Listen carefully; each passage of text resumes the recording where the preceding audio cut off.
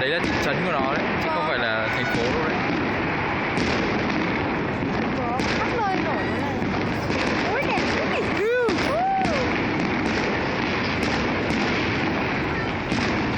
Đẹp quá.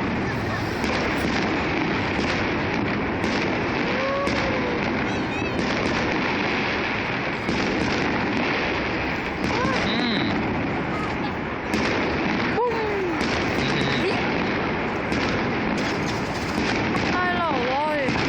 Cái này có nổi rồi. Tháo rồi.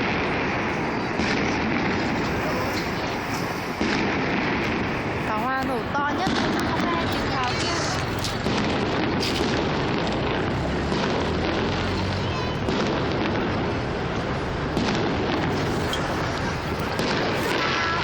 À.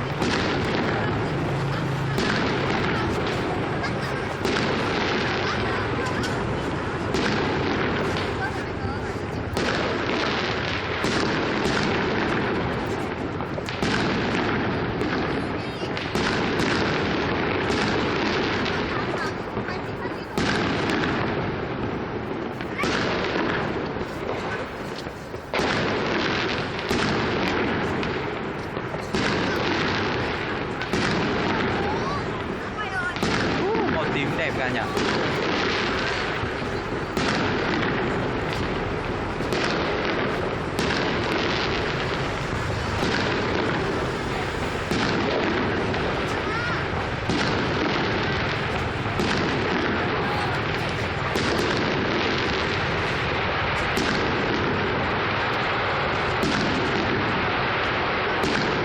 Kia nó nổ pháo nổ kìa. Nổ bao nhiêu điểm liền. Có xa kia kìa. Đấy anh đây.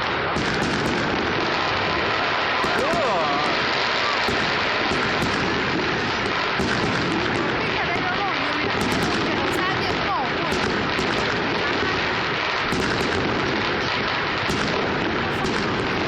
Nam nổ lại vào.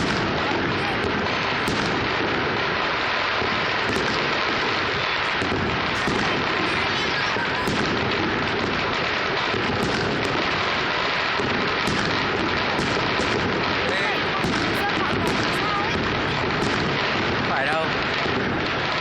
Vì họ tổ chức như nổ thế này.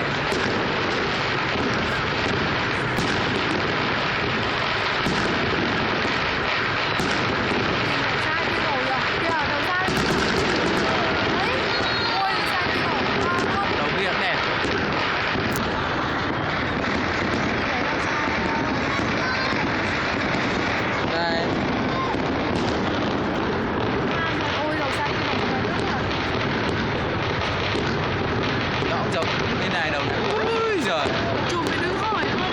Chưa to lắm. Nhưng mà nó nổ nhiều bị khói rồi.